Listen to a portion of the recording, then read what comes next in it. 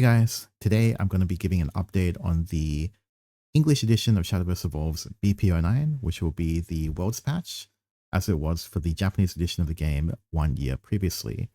The key differences between the two formats is that the English edition will be BO1, whereas the Japanese version was BO3. So in the previous year, the top 8 competitors within the Japanese version, 6 of the players brought Earthrite Rune and Bad Abyss, solidifying, in my opinion, what are the two best decks of the format by consensus. The other implication, of course, is that for those of you that were watching the World Championship last year for the Japanese edition of the game, I believe the person that won the tournament actually won every single BO3 match, so he was the indisputed best player within Japan. And unfortunately, I think with the BO1 format here, just due to both matchup variance and also the fact that it's literally one game and you can get knocked out at any stage of the tournament, including top 8, 4, and 2 respectively. It's been unfortunate that we're not necessarily going to get the best player from the tournament, even though it's a relatively skillful format. I just think the format is not it, but it is what it is. Potentially one day they will change it. So moving along, the reason why Earthrite Rune and Bad Abyss are the two best decks of the format is because both of them, in my opinion, are highly consistent in what they do. They have a large amount of healing / sustain. Their combos don't tend to take up too many cards in hand. The things that they do demand responses from the opponent. And through the course of the game, because of the chip damage they do on a turn-to-turn basis, eventually they have access to burst tools that can do upwards of 6 damage to the enemy leader without much effort at all. So that's the primary reason why these two decks are the best. So Earthrite Rune will be the first one that we cover today. So Earthrite Rune, it does have two major legendaries in this set. So the first one is Ceridwen, Eternity Hunter. So what this card does is Earthrite on Fanfare, you add an instant poison token to your EX area. And so what this card does is it costs 2 play points and you ping an enemy follower for 4, sorry. And you ping the enemy leader for 2.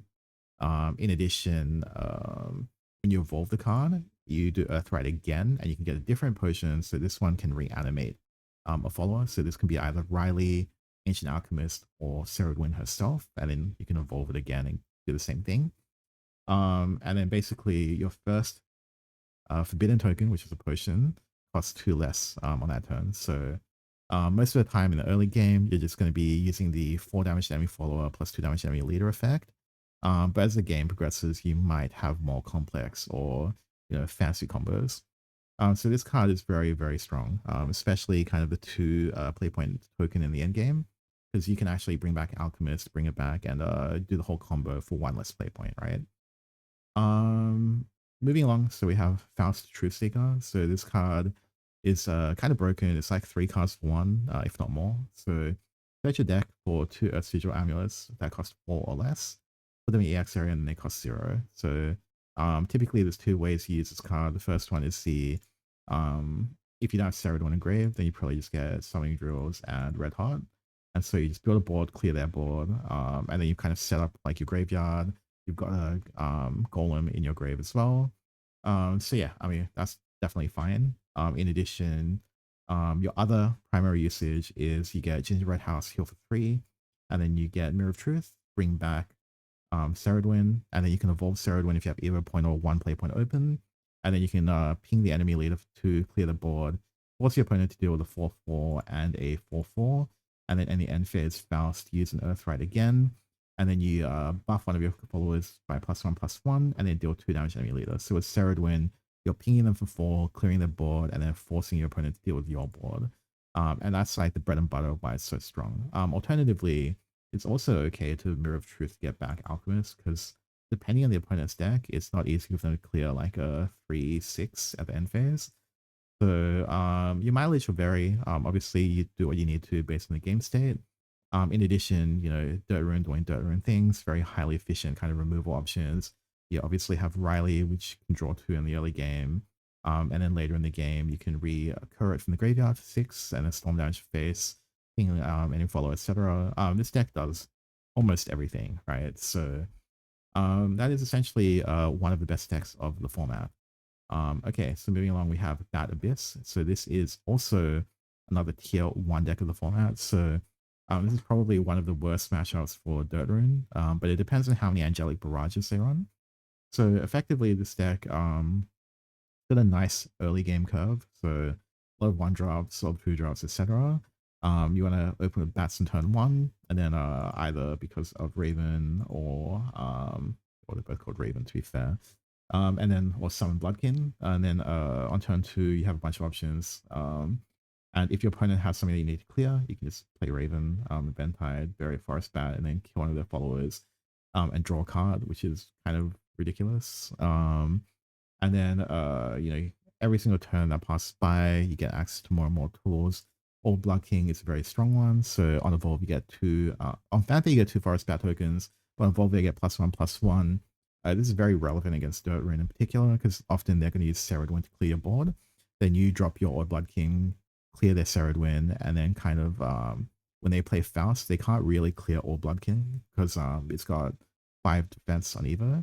The opponent has to kind of deal with the fact that you're going to be able to keep the Old Blood King alive and you're going to be able to swing them for free.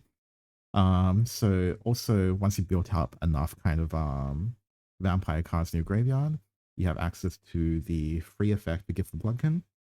So it costs 0. And then also you have Vania, which is basically you have 5 in the graveyard vampire cards evolved into Blood Queen, and so that's a 6/6 Storm Follower. And then every time you play a bat, it inks the enemy board. So in practice, what this means is that if full clears the enemy board, swings opponent for 6, and you have a 6/6 and a bunch of 1/1s in the field, which is very strong. And then also you have access to kind of Crimson Rose Queen or Kudlak for your late game. So overall, this deck highly synergistic, can easily temper reverse, and then sometimes the opponent literally just can't clear 6/6s, which is quite common. Yeah, I mean, give this deck a spin. It's fairly strong. Expected to be, along with Dirt Rune, one of the top 2 most popular decks of the format. Next deck is Destruction Rune. So I think a lot of people aren't rating this. I think it's good. I think it's at least tier 2. It's got a good matchup into Dirt Rune. I think it's okay into bats. I think it's worth considering for Worlds. But yeah, it doesn't really run any new cards apart from Paradise Vanguard, which is when you evolve it, you can banish a card. And so effectively, it's just banish Ceridwen. So they can't recur it. But yeah, I mean, Destruction Rune, same as was last year, apart from that, really. Your opponent's board every turn, Lishana, start healing, and eventually your opponent runs out of gas, and then they die to your burn effect. However, I would caution that this deck, if it's a double game loss time rules, then you got to play it fast. Otherwise, there's no point in both players losing, right? Then next we have Puppet Forest. So same deck as before, only difference is 1 new card, so Substitution. This card is the tempo tool. You bounce a card with 3 play points less in your enemy field, and then you gain a puppet. So you're just cheating tempo, so that you can bridge to mid game. I mean, the card's fine. And then mid-range sword. So this one, it made top 8 as well, alongside Puppet Forest last format. Sorry, in the Japanese stats.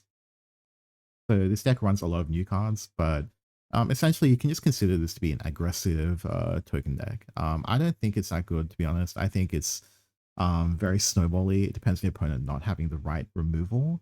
I think Angelic Barrage being popular really hits this card, this deck's viability.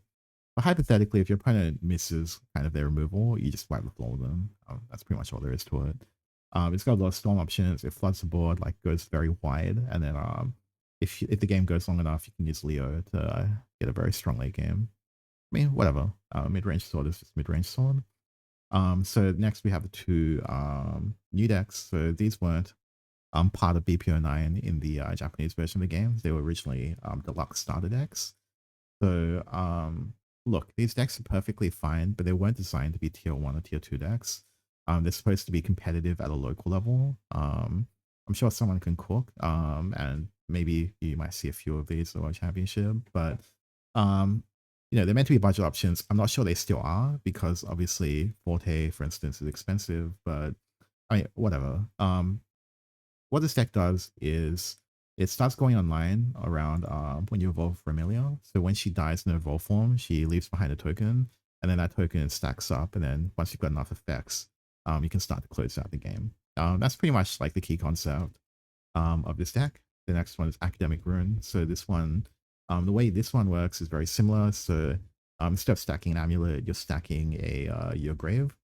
So once all of your academics are in there, you get bonus effects, and then you aim to close them out with and sorcery, for instance. So that's like basically the rundown of these two decks, right? They're trial deck. They're not trial decks. Sorry, they're meant to be starter decks. Okay, Control Haven. So every set, there's always one person coping with Control Haven. So this is the BP09 edition of that. So they do run a number of new cards.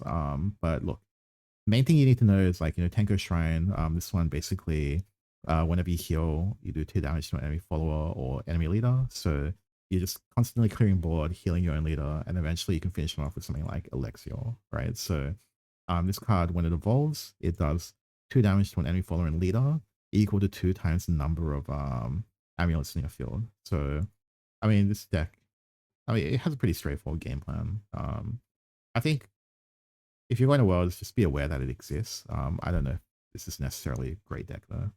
And then we have Natural Dragons. So, yeah, I mean, if you're on a budget, I think you can just play Natural Dragon from the previous set and just add Jova. That's literally all there is to it. Jova shouldn't be too expensive, and then this deck is competitive at the local level, I feel. Yeah, just extra burst damage essentially. And yeah, sorry, I should also give credit to Shinto for the deck list for Academic Rune and Draconic Duelist because yeah, obviously he's already played these formats before, and he has a decent idea of how these should look, right? So yeah, I think that's pretty much it. Apart from that, there will be a Dirt Rune guide on my Patreon coming up soon. So ETA before Worlds. Hopefully that helps anyone competing there if they obviously want a second opinion on that. Alternatively, if you just want to win your local tournaments with an unfair and broken deck, that's also an option. Apart from that, may the best player, despite the BO1, win at Worlds. I've got a couple of friends going. I definitely want them to do well. And even at store level, yeah, obviously enjoy your 2 deck meta. That's it. All right, see you guys.